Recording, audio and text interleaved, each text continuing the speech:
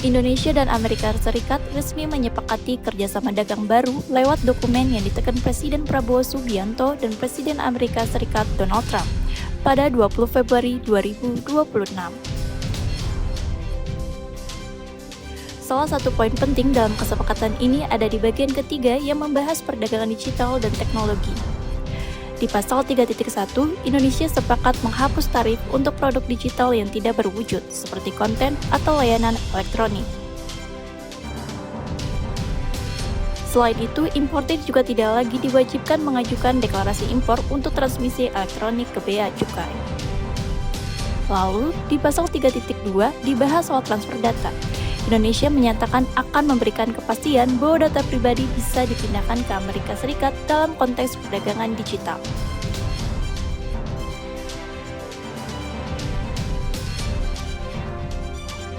Amerika Serikat diakui sebagai negara yang dinilai memiliki perlindungan data yang memadai berdasarkan hukum Indonesia.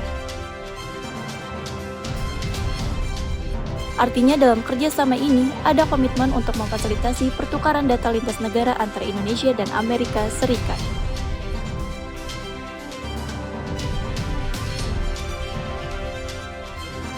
Kemudian di pasal 3.3, Indonesia juga menyatakan tidak akan mewajibkan platform digital asal Amerika Serikat untuk membayar lisensi kepada media dalam negeri, berbagi data pengguna, atau menerapkan sistem pembagian keuntungan tertentu.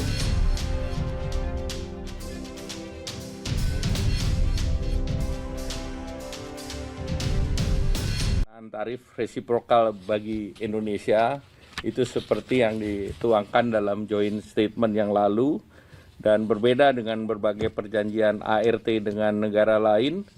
Amerika sepakat untuk mencabut pasal-pasal yang non kerjasama ekonomi, antara lain untuk terkait pengembangan reaktor nuklir, kemudian terkait dengan kebijakan Laut Cina Selatan, terkait dengan pertahanan dan keamanan perbatasan, sehingga murni ART kita adalah terkait dengan perdagangan. Dalam ART ini ada 1.819 pos tarif produk Indonesia, baik itu pertanian maupun industri, antara lain minyak sawit, kopi, kakao, rempah-rempah, karet, komponen elektronik termasuk semikonduktor, komponen pesawat terbang, yang tarifnya adalah 0%. Dan khusus untuk produk tekstil dan aparel Indonesia, Amerika juga akan memberikan tarif 0% dengan mekanisme tarif rate quota atau TRQ. Dan tentunya ini memberikan manfaat bagi 4 juta pekerja di sektor ini, dan kalau kita hitung dengan keluarga ini sangat berpengaruh terhadap 20 juta masyarakat Indonesia.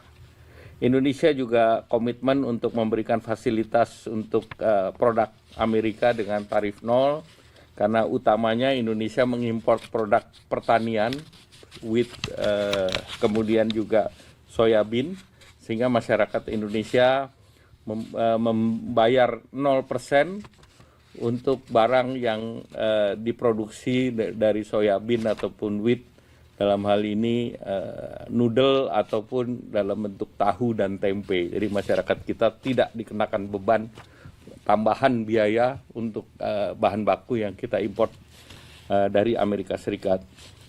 Kemudian dia sesuai dengan posisi di dalam forum WTO, kedua belah negara sepakat untuk tidak mengenakan bea masuk transaksi ekonomi elektronik, dan ini juga kita berikan kepada Eropa, jadi bukan Amerika saja. Dan ini yang mendorong nanti untuk adanya moratorium dalam forum ministerial conference di WTO. Indonesia juga mendorong transfer data lintas batas terbatas sesuai dengan undang-undang yang berlaku di Indonesia, dan juga merecognize bahwa Amerika pun akan memberikan perlindungan kepada data konsumen setara dengan perlindungan data konsumen yang diberlakukan di Indonesia. Indonesia juga akan menerapkan strategic trade management, terutama untuk perdagangan, agar perdagangan aman dan tidak digunakan untuk fungsi-fungsi di luar fungsi yang diperlukan untuk perdamaian. Kemudian juga Indonesia akan memberikan kemudahan untuk perizinan import dan juga standarisasi barang baik itu industri maupun pertanian asal Amerika. Nah, Indonesia juga komitmen untuk mengurangi hambatan tarif dan non-tarif dan juga memberikan kepastian terutama di sektor ICT, kesehatan, dan farmasi. Perjanjian ini akan berlaku 90 hari setelah proses hukum diselesaikan kedua belah pihak, baik itu di Indonesia dengan konsultasi dengan DPR maupun di Amerika dengan proses internalnya. Dan juga di dalam perjanjian ini juga diatur bahwa kedua belah pihak dapat mengubah perjanjian dengan kesepakatan kedua belah pihak secara tertulis, dan juga ada ruang untuk perbedaan tarif, apakah itu lebih rendah dengan tadi dibahas di dalam Council of Board yang akan dibentuk. Dan selanjutnya tentu kami dari pemerintah akan segera menyampaikan kepada DPR RI terkait dengan undang-undang ini, dan juga dalam perjanjian ini tujuannya juga untuk mencapai Indonesia Emas, sehingga perjanjian ini juga disebut sebagai New Golden Age bagi Indonesia maupun Amerika Serikat itu sendiri. Selanjutnya kami mohon Pak Menteri Investasi untuk menambahkan. Terima kasih Pak Menko. Pada teman-teman media yang terhormat, ya memang pada kesempatan ini dari kesepakatan antara agreement reciprocal tarif ini ada beberapa kegiatan yang memang menyangkut di Kementerian Investasi maupun di Danantara, karena ada beberapa kesepakatan, di antaranya adalah rencana pembelian 50 pesawat oleh Boeing yang nantinya kita akan bicarakan dengan Boeing, walaupun sebenarnya sudah ada pembicaraan awal dengan pihak Boeing, dan ini akan kita lanjutkan. Dan juga ada kesepakatan untuk melakukan impor gas dan crude oil nilainya 15 miliar dolar per tahunnya, dan juga adanya rencana untuk lebih meningkatkan kerjasama di bidang ekonomi, terutama di dalam hal ini di bidang investasi. Dan kita juga sudah memulai pembicaraan adanya beberapa kemungkinan investasi on the pipeline yang menyangkut di beberapa bidang, baik itu di bidang oil and gas maupun di bidang-bidang lainnya. Nah, mungkin itu yang menyangkut dua hal yang memang implementasinya berada di dalam Danantara, ruang lingkup Danantara sebetulnya. Mungkin itu dua hal itu Pak Menko ya. Terima kasih. Yang sudah terjawab. Terima kasih. Dari Pak Dubes, ada yang ingin ditambahkan? Silakan.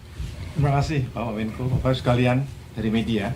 Tentunya tugas dari perwakilan Indonesia di Amerika Serikat adalah mengimplementasikan agreement on trade, kesepakatan trade ini yang sudah ditandatangani tadi pagi. Jadi implementasi ini tadi kami garis bawahi saja. Perwakilan kita misalnya Pak KBRI di Washington DC sebagai pusatnya.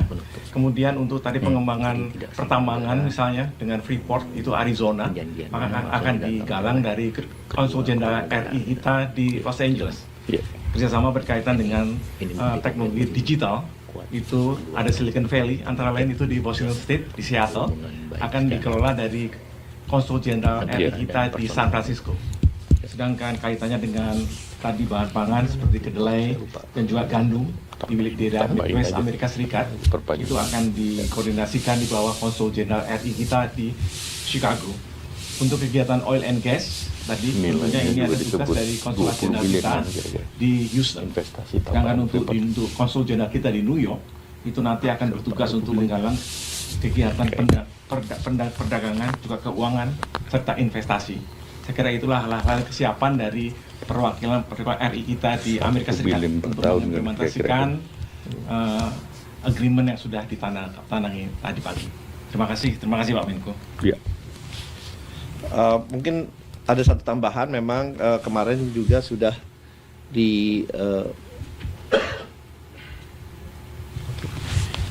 ditandatangani kesepakatan MOU antara Freeport dan juga pemerintah Indonesia. Dalam hal ini kami mewakili atas mandat yang diberikan kepada kami, sehingga pihak Freeport bisa meningkatkan investasinya kurang lebih dalam 20 tahun ke depan, nilainya itu $20 miliar, dan ini juga akan memberikan dampak yang positif kepada baik dari segi penerimaan pajak dan yang lain-lainnya. Oleh sebab itu ini tentunya akan ditindaklanjuti sehingga akan menjadi definitive agreement dalam waktu yang tidak lama. Terima kasih. Terima kasih. Jadi saya juga ingin menambahkan bahwa perjanjian ART ini yang tadi ditandatangani oleh kedua pemimpin negara ini menunjukkan bahwa dekatnya hubungan antara Bapak Presiden Prabowo dengan Bapak Presiden Trump,